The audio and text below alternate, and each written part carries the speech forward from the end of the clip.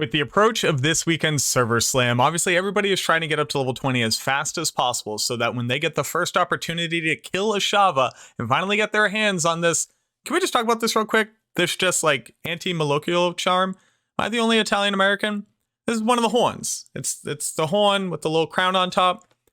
Maybe it's just like me and people who grew up in the North Shore, but that is a charm to ward off evil. So first off, shout outs to the Diablo team for putting in like a cultural relic from my people. I appreciate that. But more seriously, everybody's going to want to be fighting Ashava as efficiently as possible. And luckily here on Maxroll, we've got you covered across the board. Now, Woody and Rax already put out a ton of content on this, but I wanted to specifically speak to the Necromancer because not only did I come up with the build itself, but after working with Rax and Trax, we made it even better. So I wanted to go over a few of the nuances about how the build works, what I recommend, and the play styles so that you have an idea of what to do when you walk into the Ashava fight.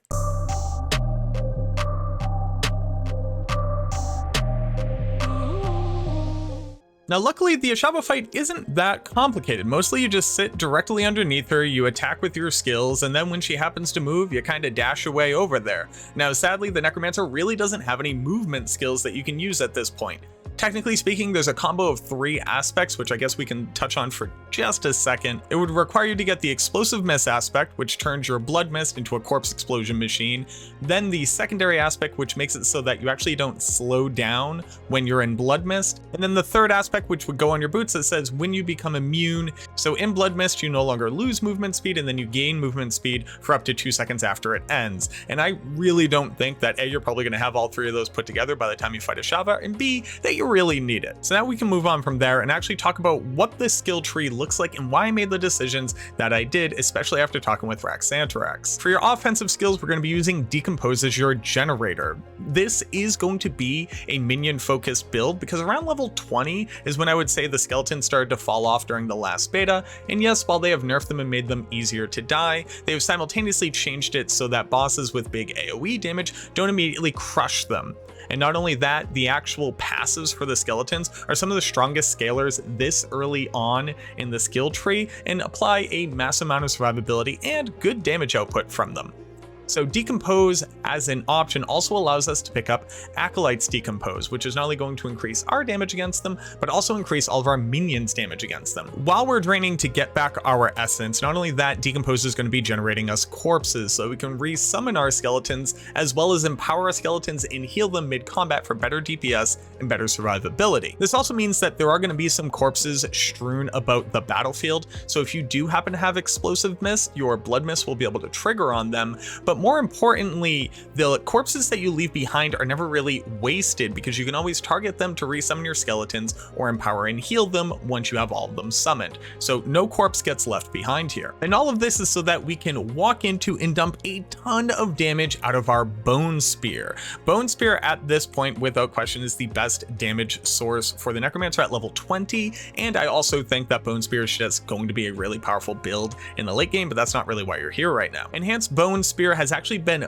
buffed at this point, so if you've gone through and looked at the data mine information that Lothric's build has in it, the enhancement to the Bone Spear now causes each shard to do 25% weapon damage as opposed to 10%. So you go from 30% weapon damage up to 75% weapon damage. And Ashava is so damn big that not only will the Bone Spear hit them, but the shattered Bone Spear fragments will hit them as well. And then lastly, the piece de resistance, Bone Spear will just cause vulnerability for 3 seconds. So while this is a massive damage increase for ourselves because the next Bone Spear will do more damage and all of our minions will do more damage, stacking as much vulnerability on Ashava is also going to help out the rest of the pubs in your group to be able to deal damage as well. And if you're the level 20 Necromancer following this build, you're probably going to be the Giga Chad that's trying to carry the fight. And this will help it so that the other people there, even if they're inexperienced, any damage that they're going to be doing is going to have a 20% damage multiplier on it because that vulnerability applies for everybody. As far as offensive slash defensive options here, this applies to our skeletons. So we're picking up 3 points into Skeleton Mastery and 3 points into Skeletal Mage Mastery. It's going to give them a ton of additional life and a good amount of additional damage. Again, a 45% damage multiplier multiplier this early on in the skill tree is kind of unheard of across the board, and applying it to at least 8 minions that you can have at this point, upwards of 12 minions that you could have at this point, it's going to scale really well in this battle. Now for pure defensive, we have 3 different options here. Obviously you have Blood Mist. Blood Mist reads very simply, you become immune for the amount of time that Blood Mist is happening. You also do a little bit of damage and you heal a little bit. The big bonus of Blood Mist is that if you happen to get tapped by the poison damage of Ashava, going into Blood Mist completely negates it and removes it from your character. So it's not like when you come back out of it, you'll keep ticking on poison damage. It just removes it from you. You can't get hit. You can move freely. It is just way too good of a survivability skill. And in this fight, it is especially potent. Death's Embrace. Now you may be wondering why pick up this over anything else. It just has a flat 6% additional multiplicative damage. And not only that, since it applies directly to you, in addition to that, your minions are going to gain 30% of this. So roughly an additional 2% increased damage for them. The big thing here is that since we want to be directly underneath Ashava, it also means that you just effectively have permanent 9% damage reduction taken from Ashava if you happen to get clipped by an attack. And then last we have Decrepify. Now this is probably the skill that Rax and I went back and forth with the most. I didn't initially like it inside of the context of this fight because I'd rather just increase aura damage with one of the other passives, but talking it over, there are a couple important things to understand about Decrepify. One, we're only going to be level 20, so the last time we fought Ashava, we were level 25. That means that we can expect to be doing less damage and taking more damage and being unable to survive things that previously we were able to. So if everybody on the team were to stack up some type of damage reduction onto Ashava, everybody's going to be having a better time. And at the very least, if you follow this build guide, when you show up to the Ashava fight, you know that you at least did your part to give your team the best chances at success, as well as applying a good amount of stagger. And staggering Ashava is the key way to be able to apply as much DPS as possible, and Decrepify, spamming in between your waves of Bone Spear and getting back essence, is the best way for you to contribute to that effort. Now for the Book of the Dead, there are a couple different options. I realistically believe that Skeletal Warrior Skirmishers are your best option here with the first upgrade, which is going to make it so that you can summon an additional Skirmisher. The reason why this is so important is because one, more skeletons, more damage. It's a direct scaler of your damage, but on top of that, the Skirmisher outputs the most DPS possible, and since Ashava is going to be jumping around all the time, there are a ton of scenarios where the Reaper's very slow attack might literally miss or whiff. So Skirmishers give you the best option for damage there, and then for Skeletal Mages, we're going to be using Shadow Mages, and on top of that, we're going to be using Upgrade 2, which is going to make it so that every 6th time that they attack, they shoot out an additional bolt. So just as a quick recap for people who like to see this visually, we're picking up Decompose, Enhanced, and then Acolyte's Decompose, putting 5 points into Bone Spear, picking up Enhanced, and then Supernatural Bone Spear. We then pick up a single point into Blood Mist. Also remember that if you do have the Explosive Mist aspect, you actually don't need points in Corpse Explosion for it to trigger Corpse Explosion. So that's basically just free extra damage if you happen to run into it.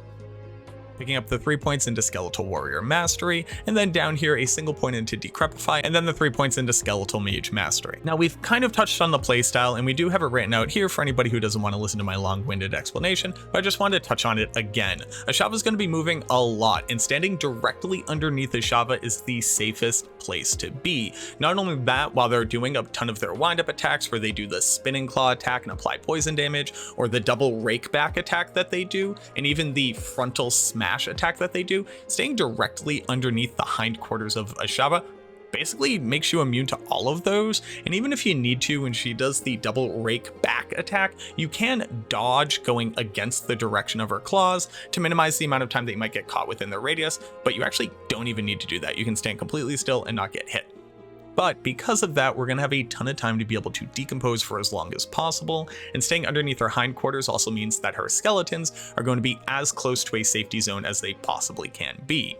Anytime that a skeleton dies, resummon it with one of the corpses from Decompose, and then if you have them all up, if they need a little bit of a heal, or if it's not on cooldown right now, use an additional corpse to empower them to do more damage. Once you're near max cap or at cap for essence, depending on what aspects you have, just dump as many bone spears into her as you possibly can. Now, if you notice that she's going to be jumping soon, maybe don't waste your time, just start moving in the direction that she's going to jump. Never prioritize damage over survivability in this case. Bone Spear can theoretically hit Ashava with 4 different instances of damage, and we'd like to get all 4 damage instances as often as possible to contribute as much DPS as possible. On top of that, even just weaving in a Bone Spear here in between having enough essence to do so will keep up vulnerability on Ashava as long as possible. If you notice that there are a couple of deadweights not applying their own sources of vulnerable, you want to try to have near 100% upkeep of that, and Bone Spear is your key to do it. Blood Mist is your all-in-one get out of jail free card. Again, it can save you from the poison damage, it can make it so that traveling to her after she jumps is safer if she's doing a wind-up attack,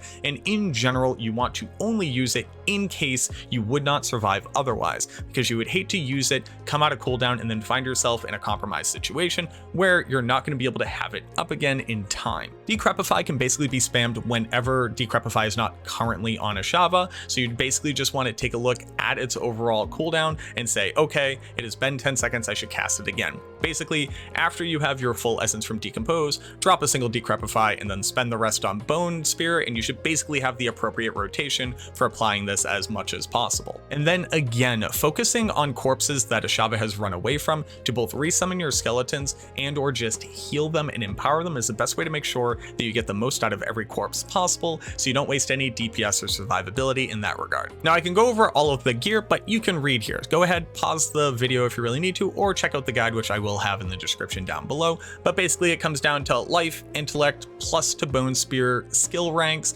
survivability, mobility, attack speed, poison res. You can use all res, you can use specifically poison res. I think by the time you're fighting Ashava at level 20, you probably don't need to worry about your gold because respecking is incredibly efficient at this point. So you could even just completely respec for the Ashava fight and resocket gems into your gear if you really need to. And then just to talk about the different aspects that I think are probably the best for this fight, the first one right off the bat is actually of the Protector. This thing says whenever you hit an elite or a boss, you gain a barrier. Not only does that actually empower the conceited aspect, which says when you have a barrier you do more damage, but obviously it also just increases your overall survivability. So I would say that these two in combination are bare minimum what you should have walking into the fight. Explorator's aspect is secretly really good because it says you deal an additional 50% damage multiplier against targets who are unstoppable, and Ashava is unstoppable. So by the raw fact that she is a world boss, you just do more damage to her with this aspect on. I would highly prioritize picking this one up if you haven't found any other high damage modifiers to put onto your gear. Edgemasters is just definitely the best aspect overall because it says you deal bonus damage based off of how much resource you have.